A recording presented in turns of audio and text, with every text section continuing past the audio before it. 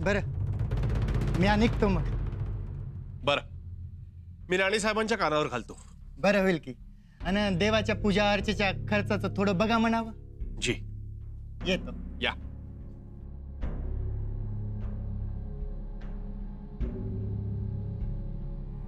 कवी कैलाश, कोण हवंय आपल्याला? आपण कोण? राणी साहेब?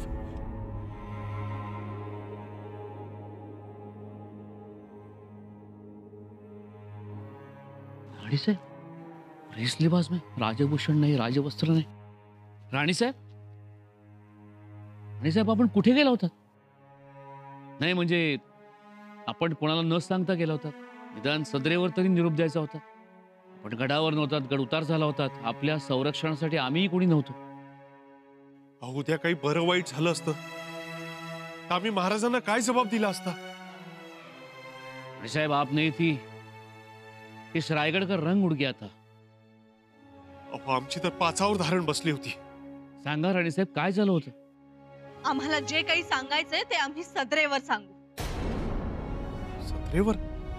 हो, सदरेवर. कविराज, ताबडतोब सदर बोलवा.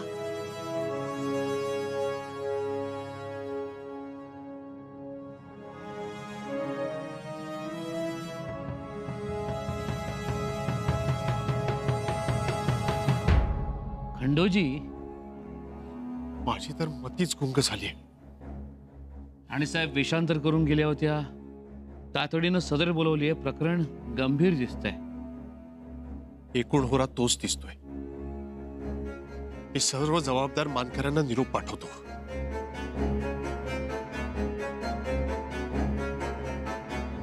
कुठं गेले असतील? काय सांगावं? असं काहीतरी धाडस करतात वाईट वंगाळ. आता येऊ द्या त्यांना. बघा, आम्ही म्हणणार नाही त्या राणी साहेब आहेत त्या. त्यात गुप्त रूपानं आजूबाजूला शत्रूची माणसं वावरत आहेत. आजूबाजूला काय, आपल्या गडावरही आहेतच. मग आम्ही गड उतार होऊ का? बघू का चौक्या मेटावर विचारू? नका तसदी घेऊ दादासाहेब.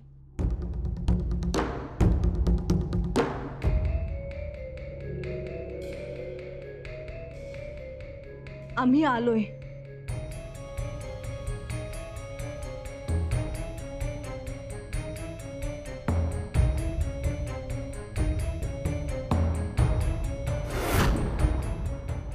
साहेब, वहिनीसा, सुनबाई, वहिनीसा, हा काय अवतार केलाय? राजवस्त्र अंगावर नाहीत, राज अलंकारही गळ्यात नाहीत. नेहमीची चंद्रकोरही नाही. साहेब, अहो कुठे गेलतासा तुम्ही? गडावर नव्हता? नव्हतो.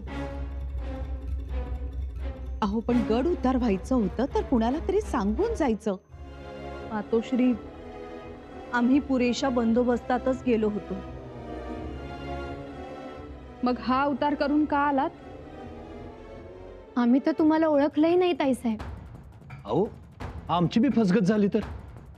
आम्हीही ओळखलं नाही तुम्हाला.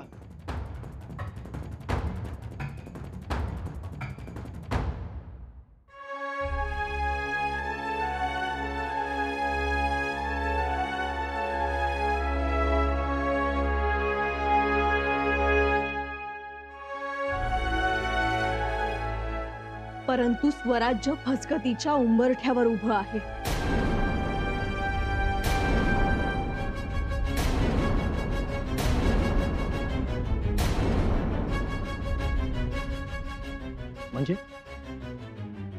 म्हणजे रायगडास धोका आहे.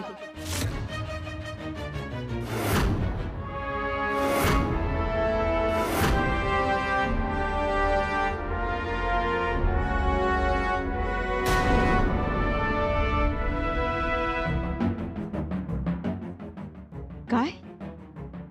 रायगडास धोका? हो, रायगडास धोका. कुणाकडून? आपल्याच लोकांकडून.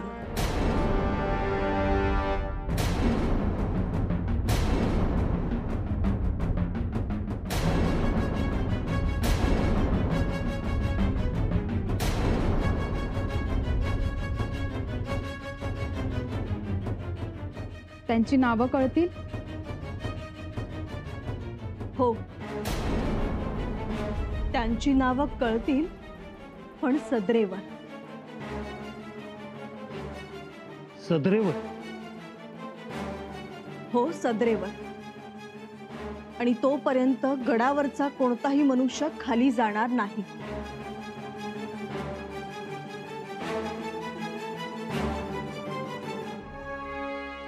म्हणजे गडावर घुसखोरी झाली आहे. शत्रूचा वावर आहे गडावर.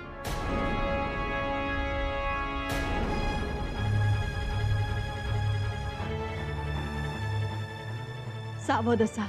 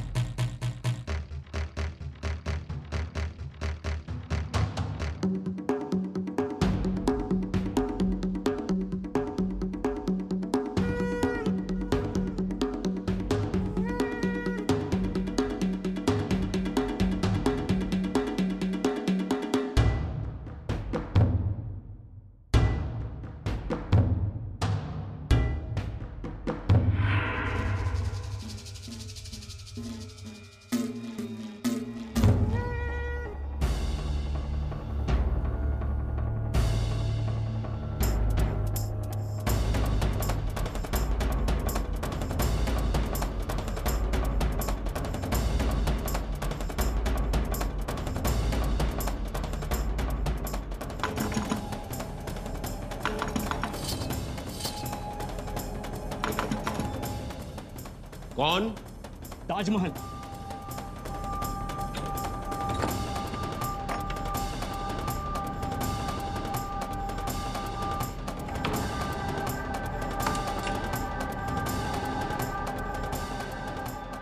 क्या बात है अशरफ? गड़बड़ झाली। शायद रानी साहब को पता चला है। किस बात का पता चला है? रावजी पंत का, और अपने बारे में भी। आपण गडावर आहोत असा शक आलाय त्यांना। या खुदा, अब क्या करें? भाग चले? गडावरचे सर्व दरवाजे बंद केले, चौक्या पहारे गस्त को खबरदार किया है। मतलब आपण शाब्दी खानचे लोक आहोत हे त्यांना कळलं? शायद अगर रावजी पंत पकड़ा गया तो हम सब गिरफ्तार होंगे। तो फिर हमें यहां से सलामती से निकलना होगा। हमारे पास परवाना है? नहीं। तो फिर हमें रावजी पंत को मारना होगा और उसका नामो निशान मिटाना होगा।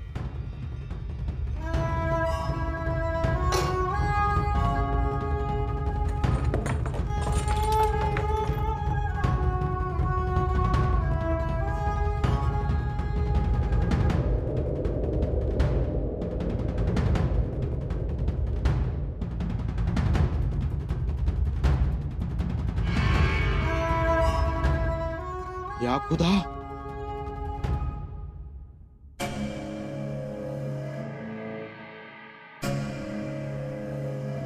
गणूजीराव, रावजी पंत, राम राम. अचानक येणं झालं? अहो अचानक म्हणजे आलोय कवाच. तर काय इथं गडावर कुणाचा कुणाला ताळमेळ नाही. म्हणजे? अहो म्हणजे आम्ही गडावर आलोय, पण आमच्या ताईसाहेब गडावर कुठं आहे?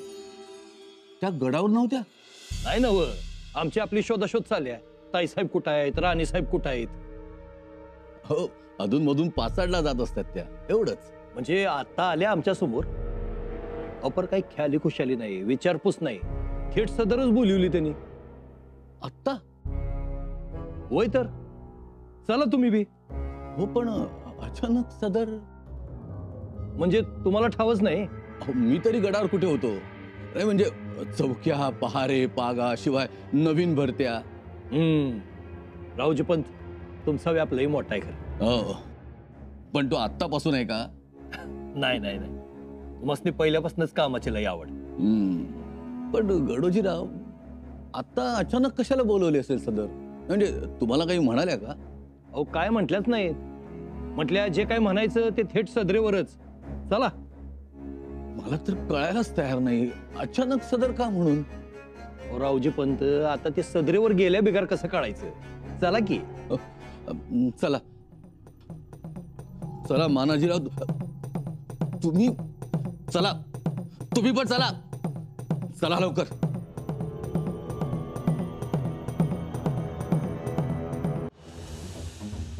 आलेत तसे सगळेजण. हो, पण राणीसाहेब आल्या नाहीत अजून. येतीलच आता. पण विषय ठाऊक आहे का? तो आता होईलच ठाऊक. परंतु महाराज नसताना दरबार बोलवलंय, एवढी काय तातडी असेल? ते आता आपण कसं सांगणार?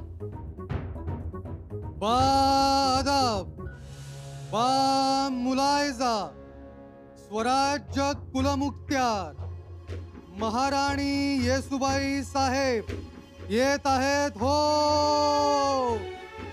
सावधान सावधान सावधान.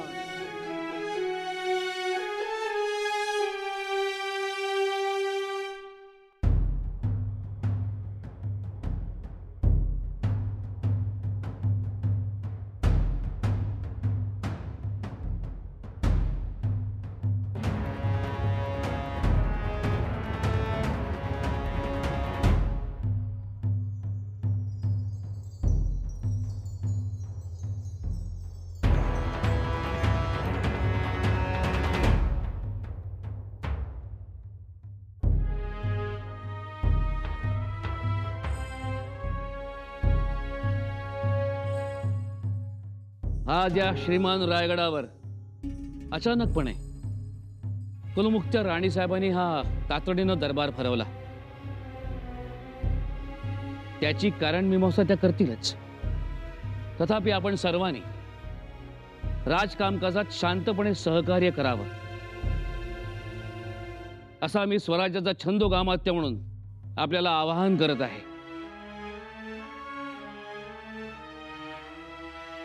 राणीसाहेब, आपण जो हा दरबार बोलवला आहे त्याचा विषय स्पष्ट करावा. थोरले महाराज, आमचे आबासाहेब यांनी स्वराज्य निर्माण केले. आई भवानीने त्या स्वराज्यास आशीर्वाद दिला आहे. या रयतेनं त्या स्वराज्यास सांभाळले आहे, हे स्वराज्य वाढवले आहे. आणि म्हणूनच सह्याद्रीच्या दऱ्याखोऱ्यातील, विळ्या कोयत्यातील, भाले कुऱ्हाडीतील सामर्थ्य नष्ट झाले नाही आणि ते नष्ट होणारही नाही. अंगठीच्या कोंदणातील खडा जर गळून पडला तर ते अंगठीचे कोंदण दात पडलेल्या जबड्याप्रमाणे भकास दिसते. परंतु स्वराज्याच्या बाबतीत तसे नाही. स्वराज्याच्या कोंदणात अनेक नरवीरांच्या बलिदानाचा झळझळता हिरा बसवलेला आहे. तो पडणारा नाही आणि आबासाहेबांनी तो पडण्यासाठी बसवलेलाही नाही. हे सर्वांनी ध्यानात घ्यावं.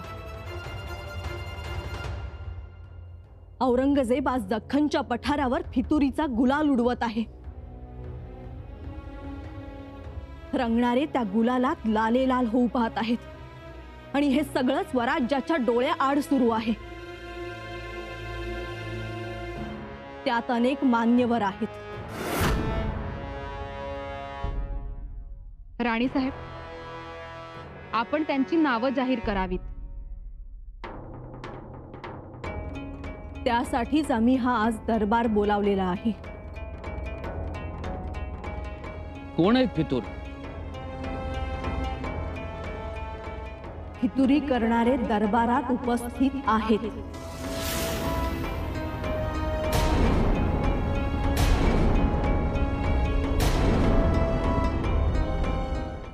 फितूर?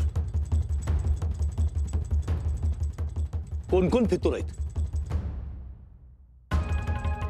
हो, त्यांची नावं सांगा. काळोख असला तरीही आभाळात चमकणारी वीज लपून राहत नाही. त्याचप्रमाणे फितुरी सुद्धा लपून राहत नाही. एक ना एक दिवस ती नजरेस पडतेच. परंतु फितुरी करणाऱ्याच्या हे लक्षात येत नाही. याचा अर्थ तुम्ही फितुरी पकडली आहेत. पकडायला कशाला पाहिजे निळोपंत? फितुरी करणारे आपल्या पायांनी चालून आले आहेत.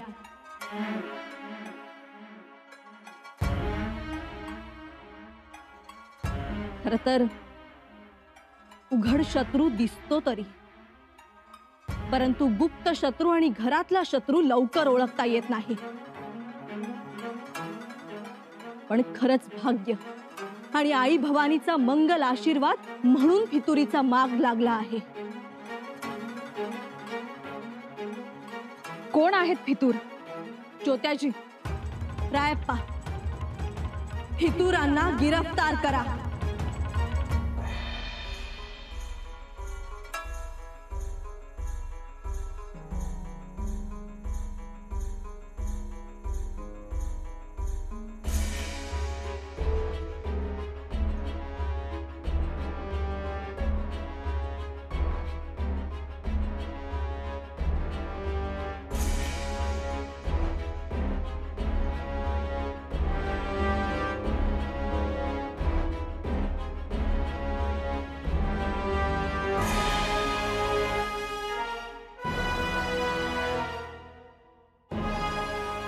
राणीसाहेब, आपण त्यांची नावं जाहीर करावीत.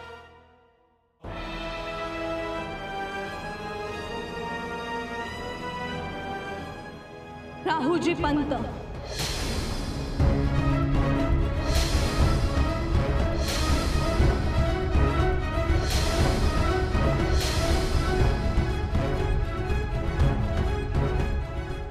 मानाजी मोरे,